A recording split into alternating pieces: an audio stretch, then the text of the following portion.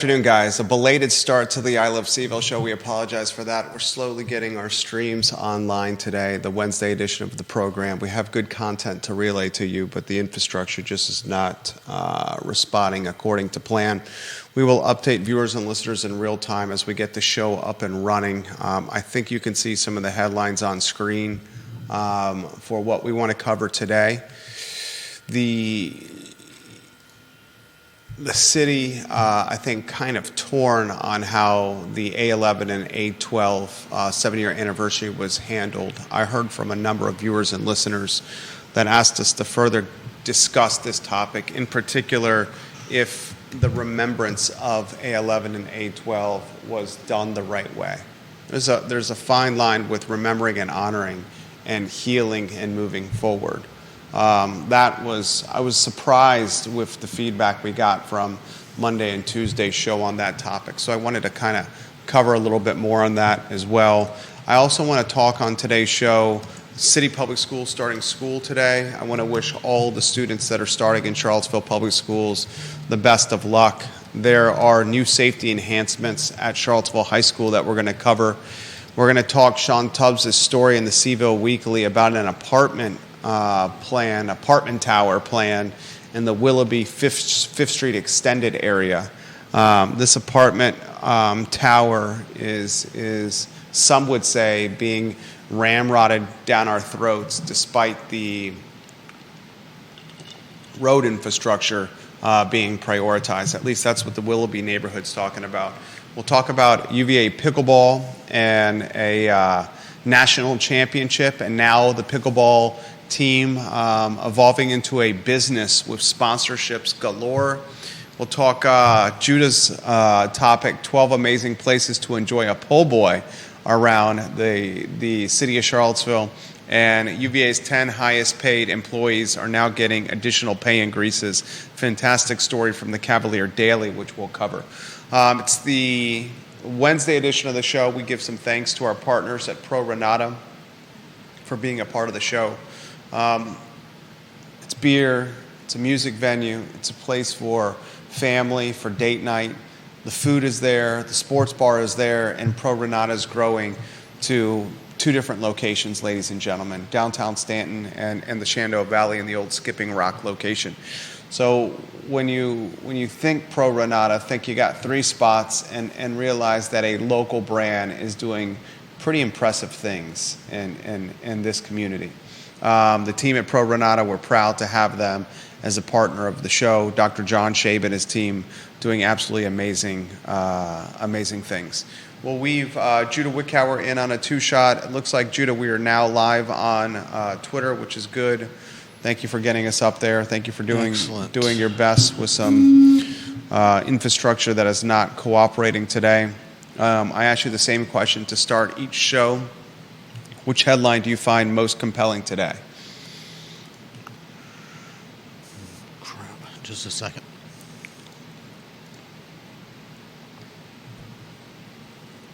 We got some commentary there, J-Dubs? I'm working on the cameras. You can just go with some audio as you get the camera set up. Let's see. I'm excited that the schools are getting some safety safety features in place for the students. I think that's a good start. I'm a little concerned about the key fob for the doors.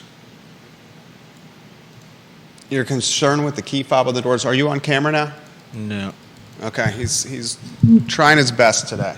The key fobs on the doors are a safety mechanism I think is great. I thought the e-hall pass system was the best one, where now teachers and staff can digitally track which students are in the hallways at Charlottesville High School, and they can use that digital e-pass system to determine if certain students don't get along, they shouldn't be in certain parts of the hallway together.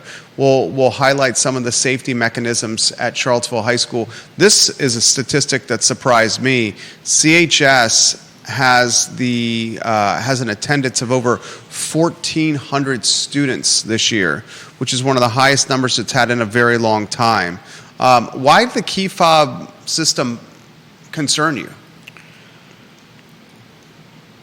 The problem is that I get not allowing people in, but having all the exterior doors be blocked by a key fob that you can't leave, isn't that a little bit concerning?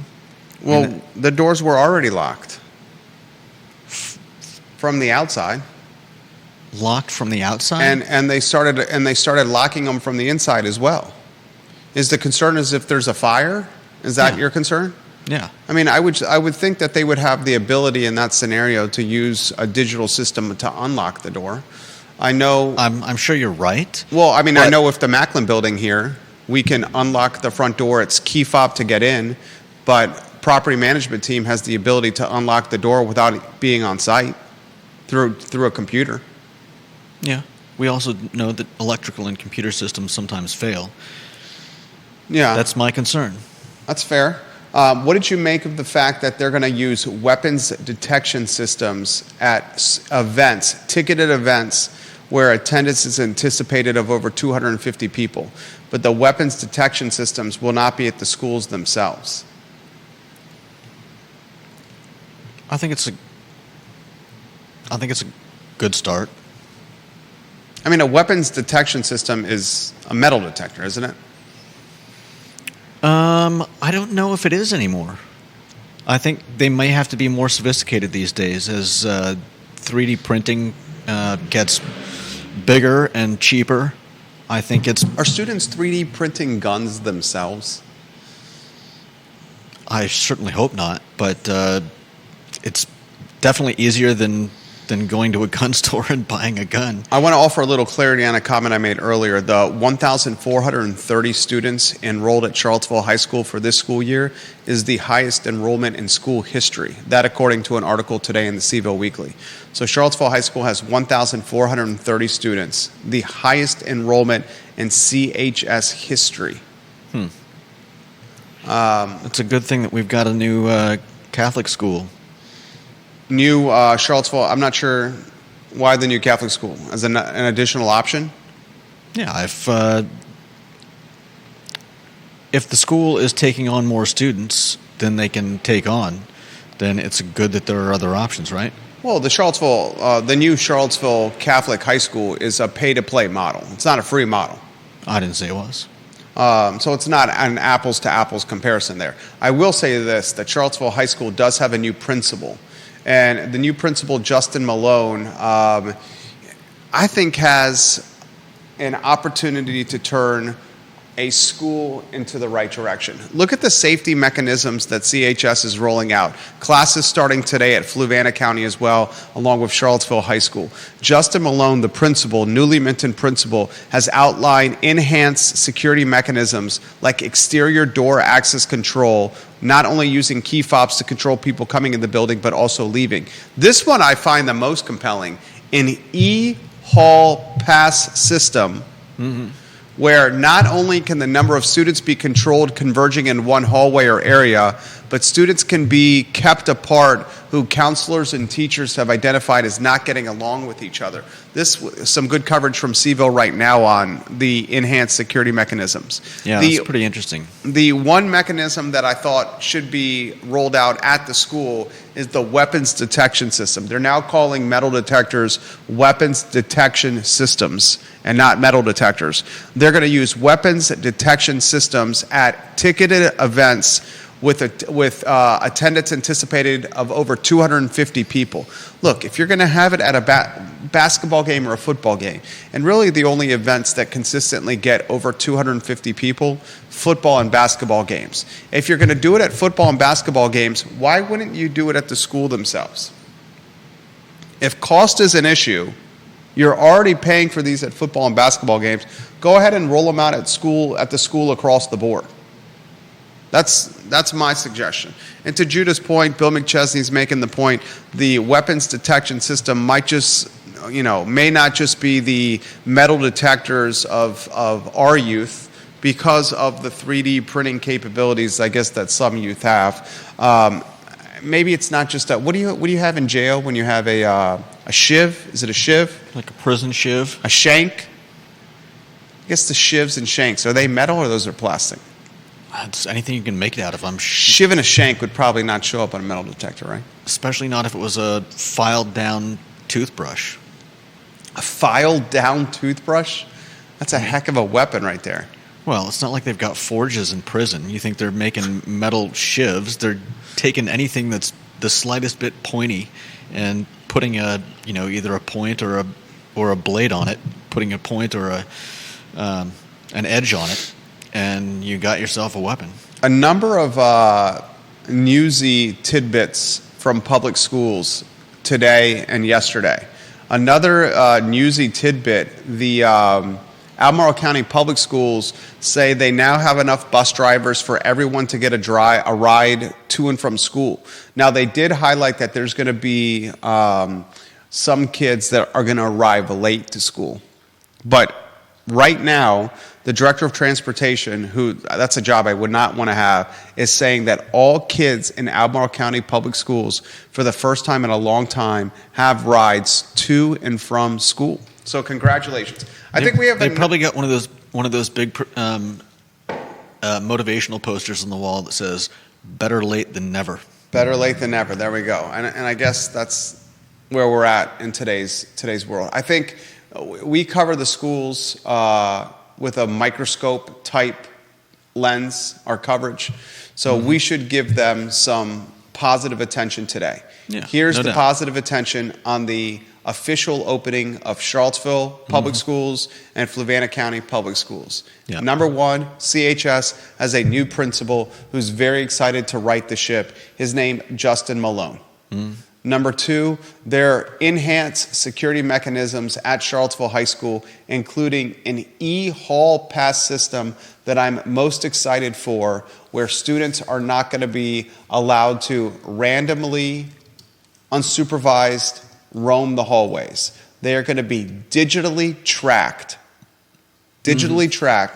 through an e-hall pass system, and that digital tracking mechanism is going to allow counselors and teachers to keep students who are troublemakers from aggregating together in the hallways. That's extremely exciting. I'd like to hear more about that because that's pretty wild. Wild how?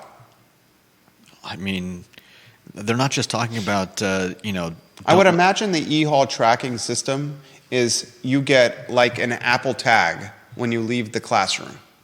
Yeah, but how would that know who you are? And they're going to log you in when you take the e-hall pass in your hand. Before you leave the classroom, you will be logged in by that teacher that you are leaving and the time that you are leaving. yeah, but it also knows who doesn't get along well with who else. You think it's just going to be somebody punches a name on the Apple tag, and the system automatically searches the database and says, "Oh, he can't go yet because." Well, no, I think what's going to happen is before troublemaker Tommy leaves remedial math, the counselor or the teacher are going to look to see if troublemaker Terry and troublemaker Timmy are in the hallways already. And they're not going to allow troublemaker Tommy to leave the class until troublemaker Timmy and troublemaker Terry are back at their seats. That's what I think is going to happen. That doesn't sound like a very advanced system. That sounds like you're relying a lot on the teachers to know what's going on. Like, say a substitute is taking over a class. How are they going to know who? Well, I would hope there's a log. Some kind of log. Are we able? Multiple folks are asking if we can get YouTube up. Chuck Ramey's asking that. Are we able to restart YouTube? I mean, the system would be better than just having an eraser, like when we were kids, or no system at all, right? An eraser? When we were kids, the hall pass was like a big spoon. The bathroom pass, do you guys remember this?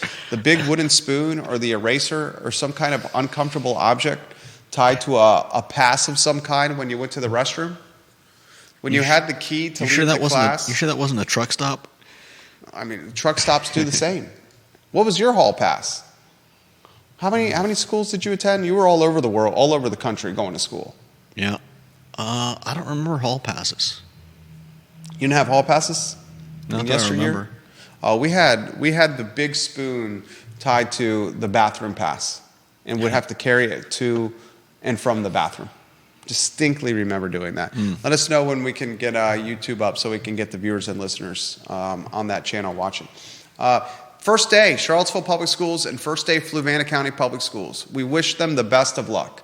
On day one, there's positive stories galore, and there's systems in place to keep safety and kids learning and heading in the right direction to graduation. I want nothing more than these school systems to have fantastic school years. That's all I want. I think it's going to be the first day of school is an opportunity for all of us to go in with positive expectations and hopes, and that's what we're doing today. What's the next headline over there, J-Dubs? Let's see. Do we want to talk more about, does the city need to do more to remember A12? Yeah, overwhelming response from viewers and listeners on this on Monday and Tuesday. Overwhelming DMs, texts, or emails on this. And it was a fairly equal split as you put that lower third on screen. Some said that the city and the university, and they lumped the university in there as well. Some said the city and the university did nothing to commemorate the 7-year anniversary of A12, A11 and A12. Certainly nothing I know about, except for closing off the street. Others said A11 and A12, the 7-year anniversary, is not something to commemorate. Why would you commemorate and draw attention, others said to me, to the darkest, most disturbing 48-hour period potentially in the city's history? Good point, too. Especially considering that everybody else is constantly talking about it. Joe Biden, certainly. Now Kamala. You heard her talking Charlottesville, A11 and A12? It's the very first, let's see. I haven't seen that. That's in her political propaganda? It's, where did I see And that's it? not about Kamala Harris and who I want to win the election. The show's not about Trump and Harris. But when one of the candidates talk A11 and A12, that's a topic for the I Love CVille show. I saw it on Google. When I Googled Charlottesville news, it was basically saying that she's still talking about the other candidates' fine people comment. Come on now. Yeah. How do you characterize the use of that in a campaign? Desperate? Disingenuous? A political ploy? Unless they actually believe it.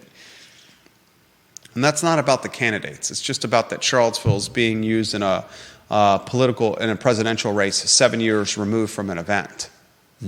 That's what that's about. So do you think the city and the University of Virginia, do you think they did well with how they handled A11 or A12?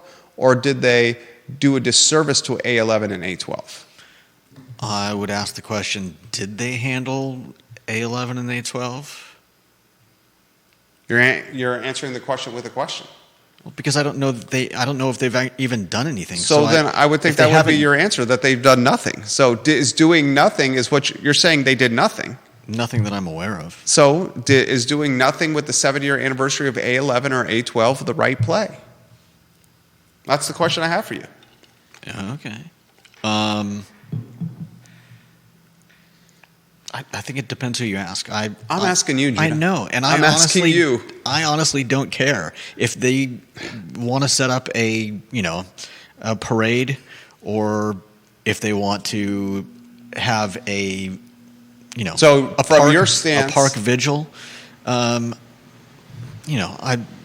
think they're probably better off leaving it as it is. I think they probably made the right choice and didn't do anything. Okay, there you go. There's a succinct answer, a direct answer from the man over there. So you're saying, from your standpoint, A11, A12, the 7-year anniversary, should not be commemorated or honored by the University of Virginia or the city of Charlottesville? Yeah, I think they're probably better off keeping their hands off of that. The extent of are they any good at we've. Fair point. I think you should make that point. I was going to make that point. Yeah, I was just going to say, do we really trust them to make a respectful,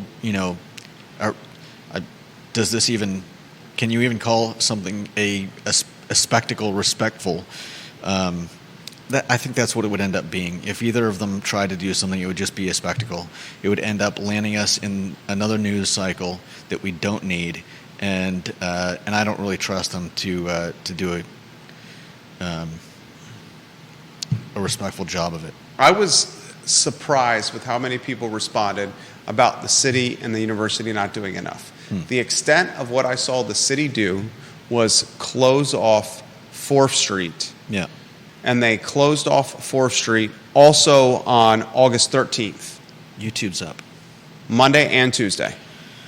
And I would imagine it was closed off on Sunday, too. They opened it up at the end of the day yesterday. Okay, at the end of the day yesterday. So when I was coming to work, yesterday, 4th Street was closed off. Yeah, it was still closed off for at least part of the afternoon. Many that reached out to me said the city should move on from A11, A12, commemorating or honoring the darkest day, the darkest 48-hour period in the city's history is not something that is going to do well for the city to heal. You make a face. I don't know if I'd call it the darkest period in Charlottesville's history. What could compete with that? The destruction of Vinegar Hill? Certainly. Okay. 100%. 10 times worse than A12. Those the two. I'm not going to make light of the death. I think you got to choose your words very carefully here, what you're doing here. I'm not going to make light of it, but I don't think that stands up to the destruction of the black community in Charlottesville in any way, shape, or form. Okay, I agree with that. We could position it this way then. And YouTube is back up for those that are asking. Yeah. We can position it this way at least. A11 and A12, that 48-hour period, the darkest 48-hour period, most disturbing 48-hour period in Charlottesville in the 21st the last century. 50 years. I don't know Charlottesville that well. Okay, 20. You want to put it characterize it? It's probably correct. Yeah, I don't know. I mean, Vinegar Hill. Let me get the exact. I should know the exact Vinegar Hill. Vinegar Hill, Charlottesville was raised. Once I do this, I'll remember this. 1965. So we can call it the last 50 years. So technically correct. Stakeholders that reached out to us said... The best kind of correct. Stakeholders that reached out to us said that healing in the city and getting it out of the narrative is getting it out of the narrative in the news cycle is in part how you heal. They also highlighted that it still shows up prominently on search. They highlighted that Biden was still using it in politics. I didn't realize Vice President Harris, presidential candidate Harris, was using it. That's unfortunate. And they said that does nothing to help the city move forward, certainly not economic-wise. And even one stakeholder that listens to the program, a prominent real estate owner, reached out and said, you covered the foot traffic drop on the downtown mall, 1 million less people visiting the mall as presented by Friends of CVille to City Council. Mm-hmm. Part of that drop in traffic is correlated to August 11th and August 12th, along with the issues like the houseless and the cleanliness of the mall. How are all of those things connected to A12? A 1 million person drop in foot traffic on the downtown mall. I think it was 2017 versus 2023. The data Friends of CVille presented to City Council. That is not just one source for the drop in foot traffic. That is tied to partially the pandemic and COVID. That is partially tied to headwinds in the economy like inflation and less spending. That is tied to the Charlottesville area being expensive. That is tied to the houseless, the homeless, and cleanliness and safety concerns around them all. And it is also partially tied to A11 and A12. Okay. All those reasons, plus others, are why we've seen 1 million less people visit the most important 8 blocks in a 300,000 person region. Maybe the city's plan of doing nothing and UVA's plan of doing nothing is a plan in and of itself. Maybe that's what's going on here. Interesting, the response, though, that we got from folks. A couple of comments coming in. This is from Deep Throat. He says the e-pass will work well as the principal is willing to discipline kids who are in the halls without the pass. Will there be consequences, or is it just a higher tech system that will be as negligently enforced as the low-tech system that preceded it? I think this principal is ready to enforce and hold students accountable. And the interim principal, who's a friend of mine, Mr. Leatherwood, he was willing to hold kids accountable. You saw in the spring semester, the high school have less trouble versus the fall semester. And it was because the person atop of the power totem pole, Mr. Leatherwood, was willing to hold folks accountable. Yeah. Ginny Who says this: I don't trust the city to have a commemoration that would not further divide the community. That's the No point doubt. Judah made. Yeah. You touch on that? I mean, even between you and me, we have differences of opinion. You want to get the city council or UVA to try to come up with a respectful. I mean, there's really no way to commemorate it.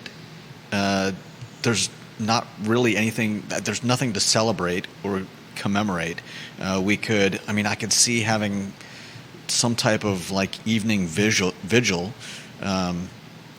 as a remembrance for Heather Heyer, but I don't think there's really anything else about those 2 days that's worth bringing up today, tomorrow, or next year, or ever again. Bill McChesney says August 11th and August 12th created a boycott of the Charlottesville city. A group is choosing to boycott the city because of A11 and A12. His point being you should not be commemorating or honoring these dates. And he also says city governance created the July 8th and August 11th and 12th events. They screwed up on all 3 dates. I think part of that's true. Part of that's true. A lot of that's true. Let's cut to the chase. Next headline. What do you got, Judah Wickower? Let's see. John Blair, one more on this one. I am curious what Heather Heyer's mother and the families of the state troopers feel about the monument or an annual remembrance. Or do they feel that closing off 4th Street each year for a few hours is appropriate? It's a great question. I wouldn't want to be the one to ask them. Our studio is right next to 4th Street. The city put barricades on 4th Street and barricades at the mall crossing. Yeah. Down by the Heather Heyer Memorial, over that 48-hour period of time, those 2 days, I saw dozens of people honoring Heather Heyer's legacy. But not all at once. Every time I looked down there, I saw dozens of people at once. I wouldn't want to speak for what her mom would want. I wouldn't want to ask. You would not want to ask? No, and I definitely wouldn't. Should she have been asked? By whom? The city. No, I don't think she should have been asked by the city.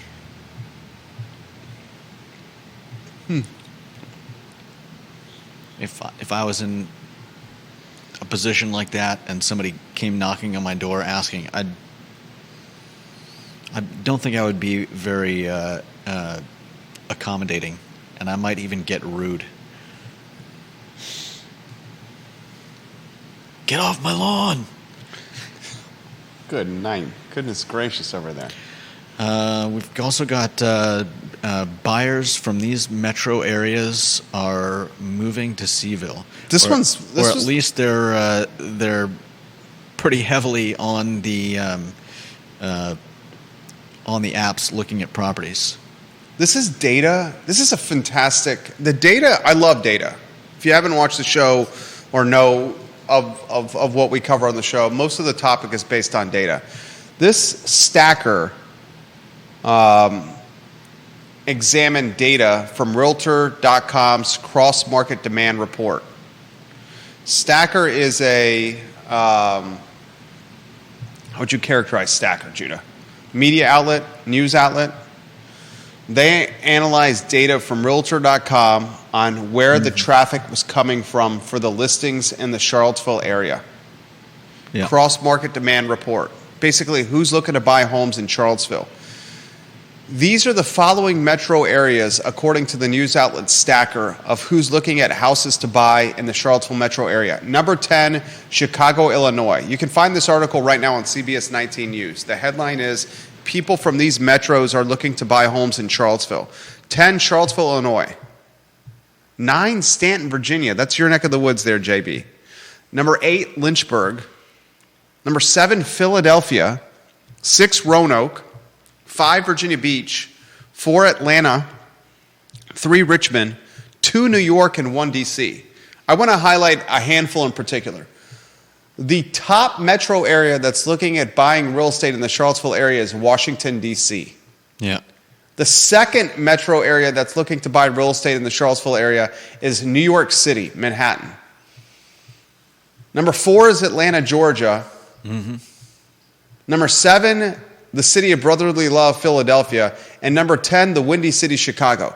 These are the largest major metros in the city, save maybe the Los Angeles metro area. You're talking the most affluent East Coast and Mid-Atlantic metro hubs that, according to the Stacker news site, IPs from these areas are actively studying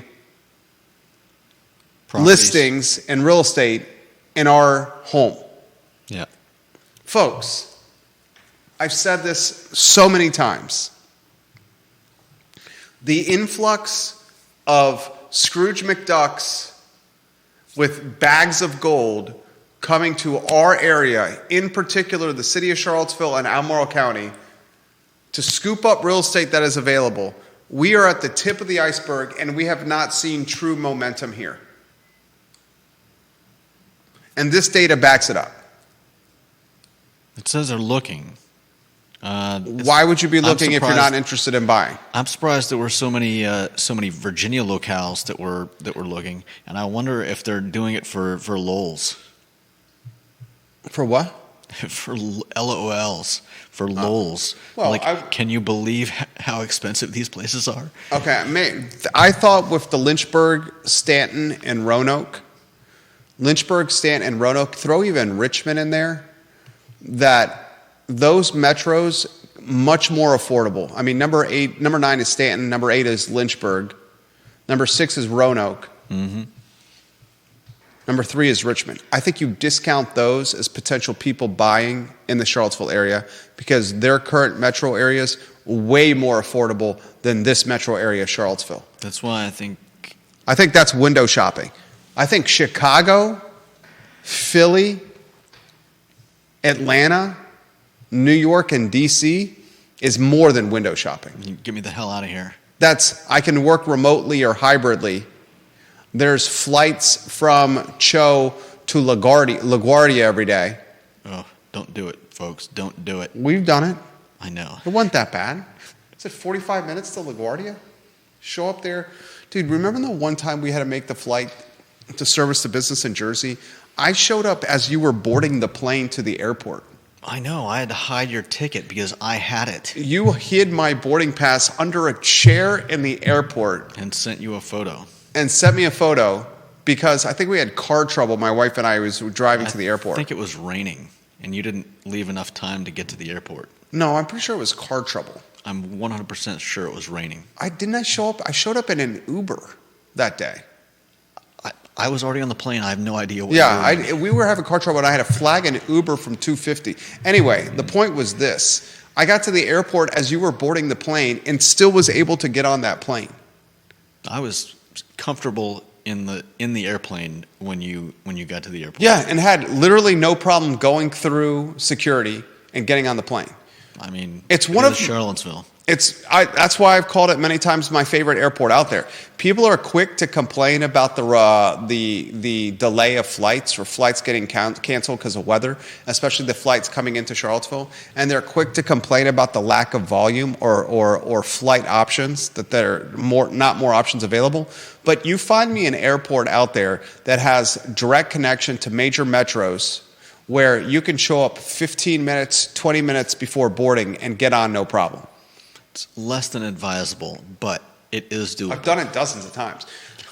The Charlotte airport is another one that I love. That one's excellent, easily navigatable. The one that I hate with a burning passion, Atlanta. LaGuardia is another one, although it's been remodeled, that I hated traveling out of. When we were hitting, there goes Cliff Fox, the commercial broker over there. We were hitting, flying out of Cho to New Jersey to service New Jersey business once a quarter, where we would stay up there a week, Judah, the team, and I, for 5 years? Was it that long? 4 or 5 years? That got old quick. You're telling me. That got old. You do what you had to do when you're growing the business, though. Anyway, we got off topic here. DC number 1, New York number 2, Atlanta 4, Philly 7, Chicago 10. Hybrid remote work is going to gentrify this community at rates we have yet to see. It's not just going to be this community, but yeah. This from Deep Throat. I mean, the stacker thing picks up a lot of looky-loos, but it does track the IRS migration data. That's what makes me worry about rezoning. Create more product for folks, and they come here and drive up the cost of everything. If you want to keep it affordable, make sure we have the same stale housing stock as always. They'll move on to places that suit them better. This one from Ginny Who. I flew out of CVille a few weeks ago and was shocked to have 25 minutes to wait at TSA. She also says, I'm grateful that John Blair brought up the state troopers as well. They are often forgotten in the August 11th and August 12th conversation. I agree, but I feel like they're less connected. Ooh, I'm curious. I'm gonna listen to hear. Because it was a horrible accident.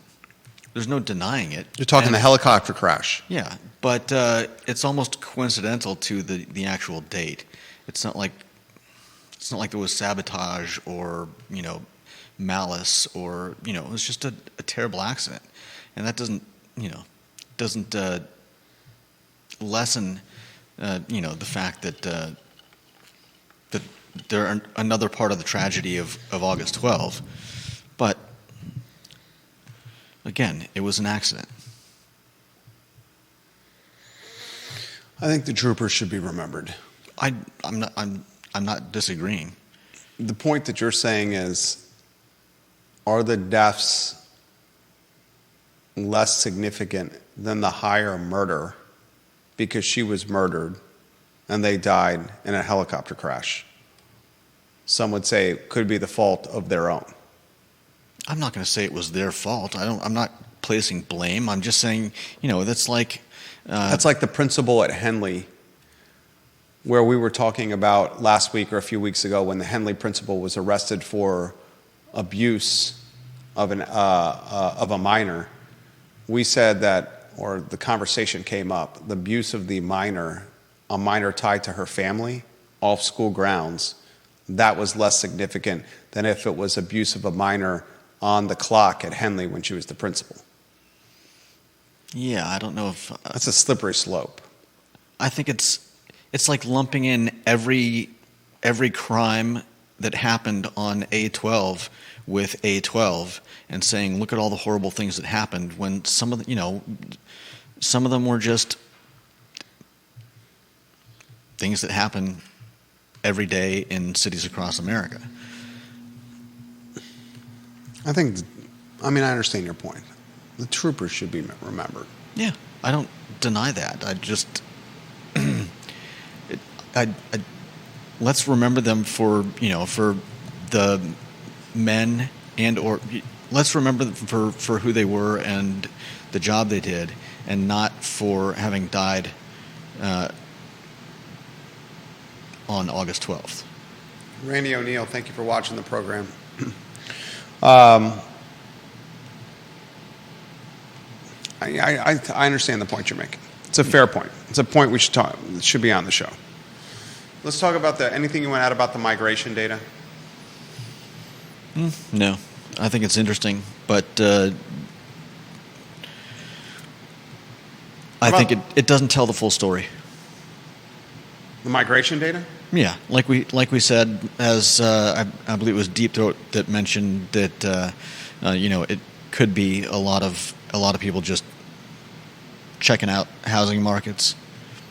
As we mentioned, it could be people going, would I really want to live in Charlottesville? Like the last time I checked out this property, it was $400,000. Now it's getting close to $1 million. Kind of a morbid curiosity, possibly. Oh man, that's a great way to be dispirited. Looking at stuff that is morbid and you can't afford. It's like going to Beverly Hills on Rodeo Drive and looking in the window at the Rolex shops. John says from 2020 to 2022. UVA Law School placed 450 of its grads in New York City and D.C., only 20 in Richmond. That is part of the story. Here is a link to that data, and he shares a link to law.virginia.edu website.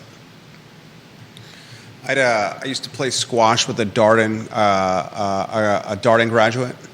He's now in. I tell a story about this guy. He's now in Manhattan. His girlfriend is at Deloitte, and he works in finance somewhere in Manhattan. He had $250,000 in debt tied to the Darden School at 7%. She was fortunate to have much of her grad school paid for by her parents. They had combined household income of like $260 before bonuses. They each were getting bonuses. And still they had a hard time affording an apartment in Manhattan because they had to put first month's rent, last month's rent, and security deposit down. I think that was like $16 or $17K. Long story short, he mentioned to me his girlfriend went undergrad, played sports at UVA, then graduate school at UVA, Darden, and he went to Princeton, played baseball at Princeton, and graduate school at UVA. Mm-hmm. And he mentioned to me that they would absolutely consider Charlottesville a home after paying their dues in Manhattan. Yeah. Making some money, paying their dues, and coming back here. I have a family member who works for a firm in Manhattan, and he lives in Stamford. And the criteria that if you live 90 minutes away from your employer, then you don't have to come in to work each day. You can work remotely. I think he's like 93 minutes away, according to Google Map directions, which is a strategy. Yeah. And now he's Stamford, Connecticut, lower cost of living, working remotely, which is genius. Which is genius for him, because the alternative is commuting on a train, waking up super early, then commuting on a train, getting back very late. I'll continue to make this comment. We're on the cusp of a significant housing influx of out-of-towners buying real estate in this area. We are at the tip of the iceberg, and I've been consistent with that message on this show. Two other headlines I think we have left. More than that, I think. Let's see. We got roads can't accommodate apartments planned for 5th Street. And it's more than just accommodation. This is Tubbs' story in the CVille Weekly? Yeah. Sean, you do a good job. I'm finding we're highlighting stories that Tubbs does almost every day on the show. Yeah. Support his Substack.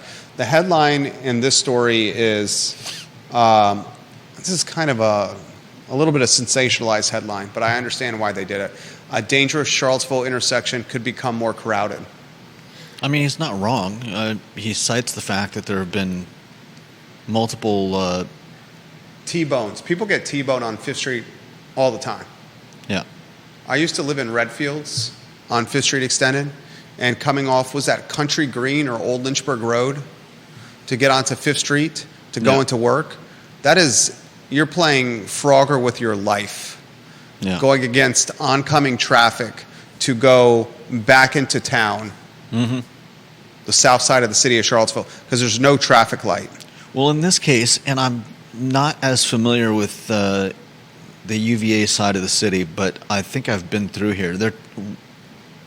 A lot of the problem people have with putting a large apartment block there is that I believe they talk about the fact that there's a hill there, which is part of the problem. There was something about line of sight, and I think the problem is people are coming over the hill, going faster than Speeding. They probably should. One thing, go ahead. And then as you crest it, you have a very short runway for correcting if there's someone in the crosswalk or stopped in the way, or so on and so forth. I often hold Livable Charlottesville accountable or question what they're doing. I will give Livable Charlottesville and its co-chair Matthew Gillikin some props today.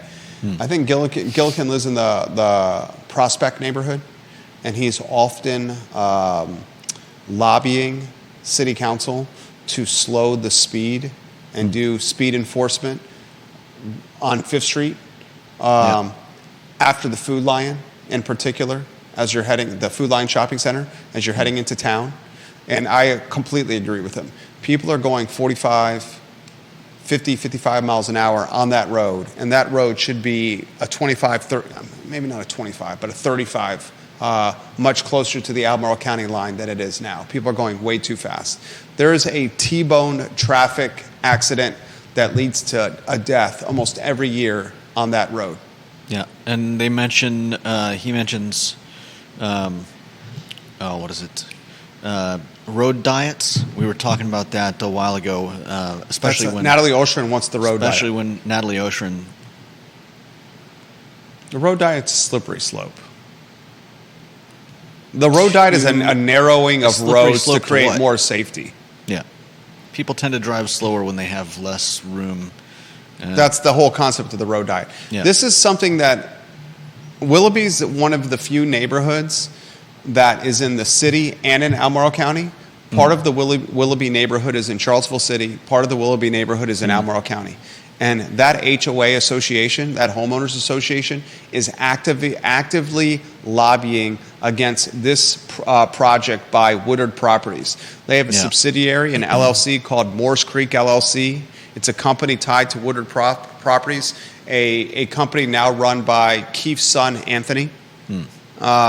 And the plans are before the city to build a development called Willoughby Place with 84 two-bedroom apartments in 2 buildings on 4.8 acres. This according to the CVille Weekly story authored by Sean Tubbs. The driveway to this by-right development would be 350 feet from the Harris Road intersection, which is one of the reasons Willoughby Property Owners Association is opposed to the development. Sean's got great reporting on this.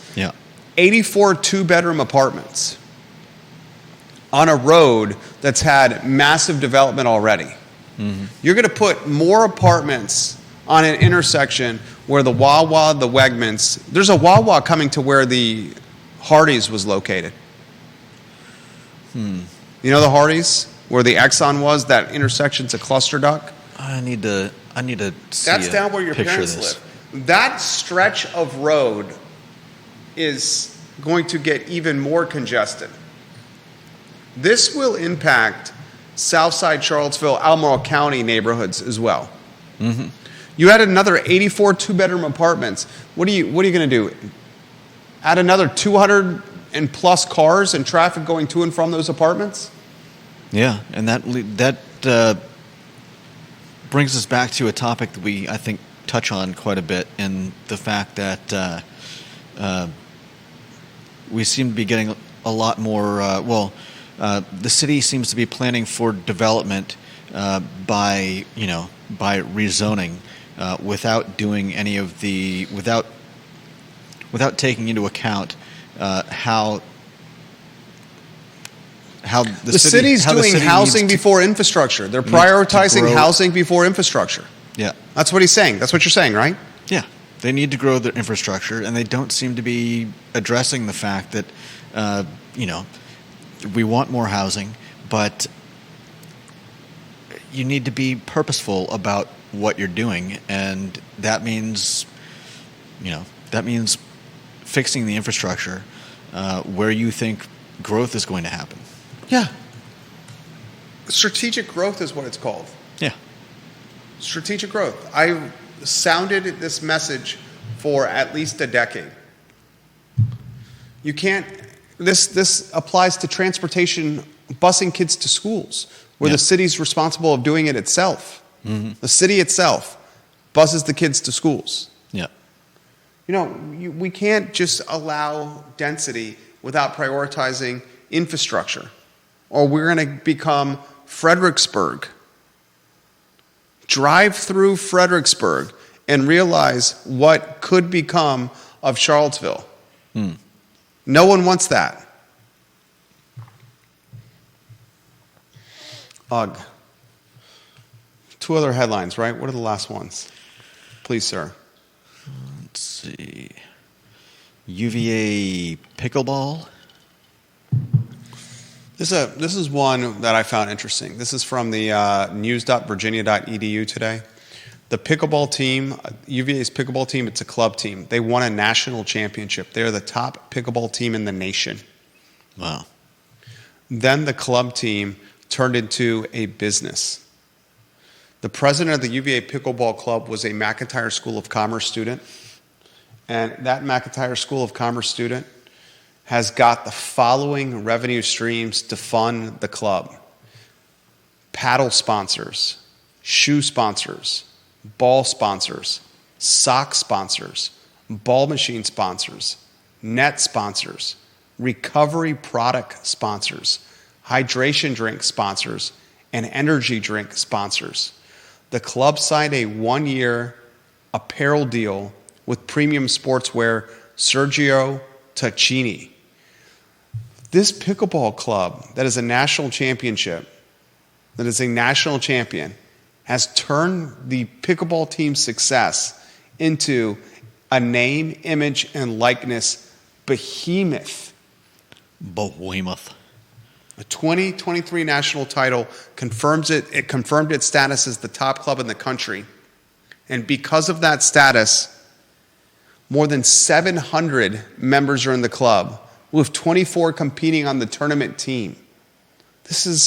Pickleball is exploding in popularity, including right here in Charlottesville. 700 students are part of the pickleball club.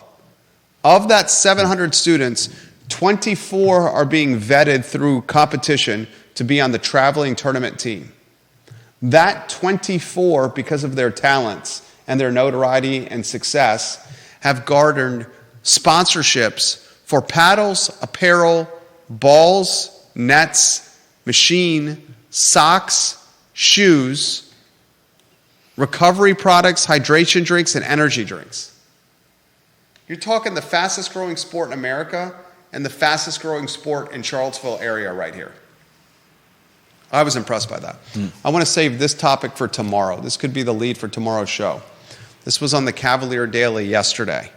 The University of Virginia's 10 highest paid employees got salary increases in 2024. The 10 faculty and administrators received over $8 million combined, a $1 million increase compared to last year's top 10. This is through a Freedom of Information Act request. We'll talk Craig Kent We'll talk Jim Ryan and some of the heavy hitters at the University of Virginia as the lead headline tomorrow, Judah, on the I Love CVille show.